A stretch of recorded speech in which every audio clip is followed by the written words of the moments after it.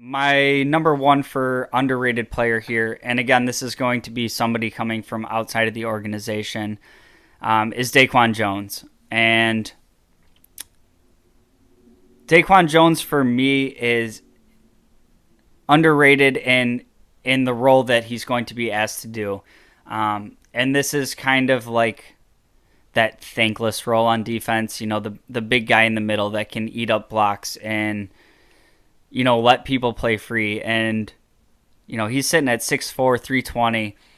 I think his contribution to this defense is going to be underrated in that this is kind of the role that we've been looking for from Star Lotulelei for the past 2-3 years. And be it injuries or I know there was the COVID opt out year, and then he missed time last year because of COVID.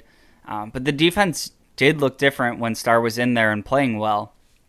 And we saw Ed Oliver playing next to Star and looking like his hair was on fire on some games. And I think that DaQuan Jones we're bringing him in to replace that Star Lotulelei role.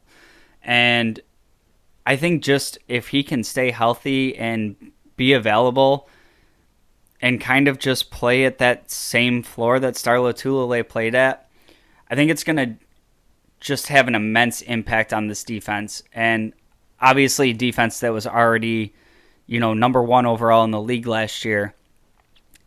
I think part of me thinks that defense is kind of just scratching the surface of what it can actually be, because Star Lotulelei missed so much time and was playing such a pivotal role for this defense.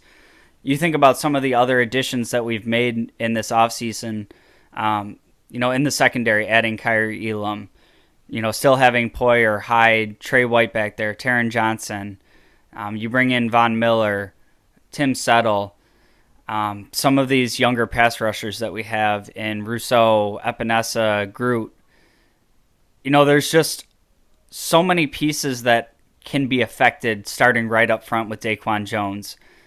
We talk about Tremaine Edmonds being in a contract year, and there's been a lot of talk about Tremaine Edmonds and not being able to get off of blocks and whatever you want to say. What I'm hoping to see with this addition of DaQuan Jones is just Tremaine Edmonds not having to deal with half of those blockers that are getting to the second level to get to him. Matt Milano being able to play free. And DaQuan Jones, not a guy that I'm expecting to, fill up stat sheets and get all these tackles for loss and getting after the quarterback. I don't think that's what he's here for. But when you have a guy like that can eat up, two blockers on a play, now you got on the other side of him is Ed Oliver. On the other side, on the two ends, you got Groot and you got Von Miller. There's only so many guys that you can go double team on this. And Ed Oliver kind of had a coming out party last year. He was really getting in the backfield and, same thing. He didn't really fill up the stat sheet with a ton of sacks.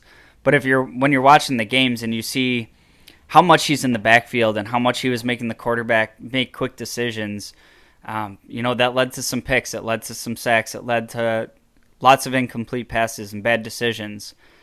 Now when you're talking about Ed Oliver being able to move more freely and you add a guy like Von Miller into the mix, Von Miller's a guy that you should be doubling on every play. And for my money at this point, Ed Oliver could maybe be said the same. So if you have Jones in the middle eating up those blocks, maybe we see a guy like Groot really start to flourish and he's getting one-on-one matchups all the time. And then when you start game planning against the Bills, it's kind of like, well, what are we supposed to do? They got weapons coming from all over, and we're not even getting into, blitz packages and things like that. The Bills like to use a nice cornerback blitz.